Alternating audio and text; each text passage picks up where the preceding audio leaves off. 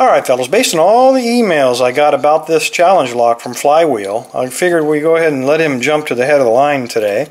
So let's see if we can pick him real quick. We got a bunch of keys here, and it is a Defiant core, which is a copy of a quick set. It's got the same shape key and everything, but hopefully we don't need no stinking keys, because I'm hoping we can pick our way into this. And, Flywheel sent me a note with this. He said, "This is my first attempt at creating a challenge lock. I hope it lives up to its name." Of course. Now here we go, the qualifier. "There's only so much modification that can be done with spare parts and the common tools in my garage." I think Flywheel has a gift for understatement of his abilities. A little tendency to exaggerate. That's what I'm saying here. Alright. Look at the floppiness of that core. So I think for sure this thing is full of security pins. Alright, I'm going to take a standard 15 thousandths. We're going to go all the way to the rear. Apply a little bit of tension, and pretend that it is security pins, at least until we prove otherwise. I'm looking for a binder. I'm on pin 2. He's binding. Okay, I got a little click out of him. And a very slight turn on the core. I'm on pin 4. Okay, got a little click out of him.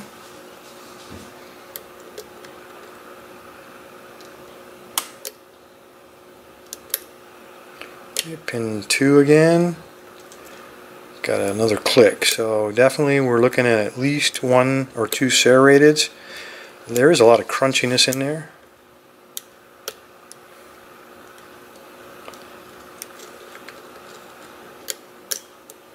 Okay, we just dropped something. Too light on the tension, Bill. Okay, that was pin 1, and we got some more turn on the core. That was pin 2, so he's kind of a gatekeeper. He dropped back, and we got a little slight further turn on the core. And now they're all bound, which tells me I screwed up. I didn't push somebody quite to the point of setting. So I'm going to go back to 3. He was the last one, I think. First I'm going to look for some feedback. There it is, 3. I got a click out of him.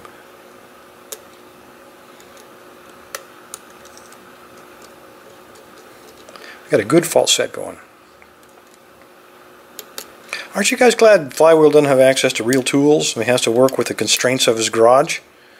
Because if he had some real technology, think of the lock we wouldn't be able to pick it. Heck, I may not be able to pick this one. It's like picking an American with 6 serrated pins and 5 side pins. I mean, come on.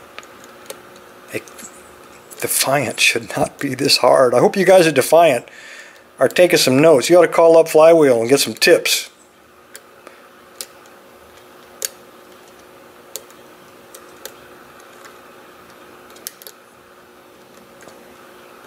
Okay, I think we might, everything is pretty stiff here. It feels like it's set, so I think we might be working with a T-pin here. Either that or it's perfectly sized, all these pins. And I can't imagine that would be true on a Defiant. So I'm going to try to force something. First I'm going to try to put a little extra tension and then upward pressure on the pick to see if I can make something talk. In other words, give me a little bit of indication. Some kind of feedback. I'm going to squeeze his pins until he squeals. A little bit of feedback there. Hold on. Pin 2.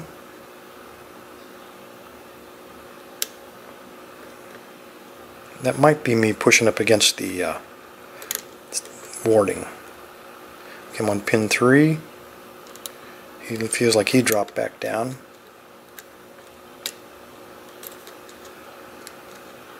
What a tough lock for a Defiant. It's living up to its name.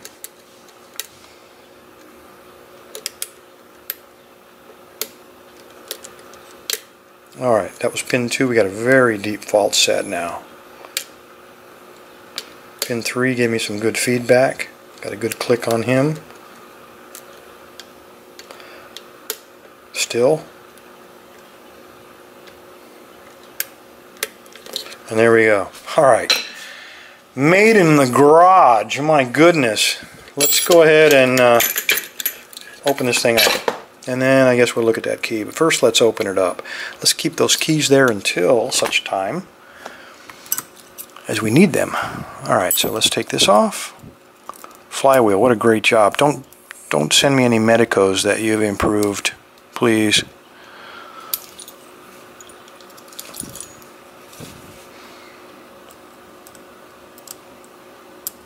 Alright, use the right tool. Get a stiff pick, not that floppy one. There we go.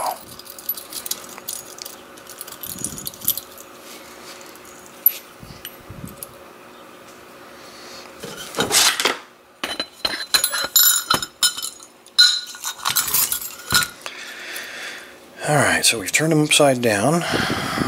Let's try it this way.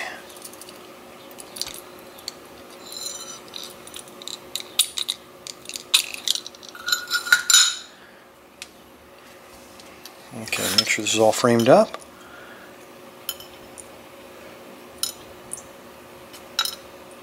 Alright, these pins are slightly modified. Get a tweezer in here. Looks like you put a little groove on a few of them. And these don't appear to be standard key pins. They're regular pins, and he's put a groove in the top of each of them to snag that shear line. Not bad. Not a bad idea.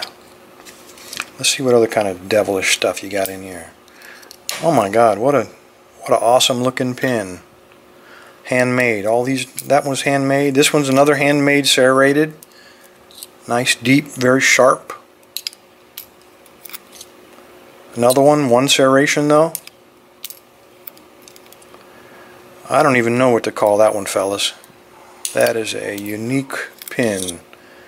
And here's kind of a spool with a ledge in the middle. Alright, here's what we're looking at, fellas. We got normal pins. These are standard pins, upper pins, that he's cut these grooves in. And these grooves, let me put this down and hold it up so you give you a better look, are cut. Come on, baby.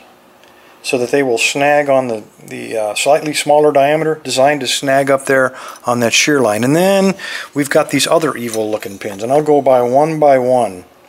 So homemade serrated, another 2-ledge serrated, a single serrated, and this is the one I said I don't know quite what to make of him. He's got a kind of an angle, then kind of a spool there. I don't know what the heck it is. And then a serrated pin with pretty wide grooves, very sharp. Anyway, Flywheel, thank you, sir, for the challenge lock. To be handmade in a garage with all the limitations that you described, I thought we were going to find a rough-looking brick inside of there, but very well done. Thank you, sir. Appreciate it. Oh, one more thing. Let's take a look at the core. Yes, let me get this out a little bit so we can get it to focus.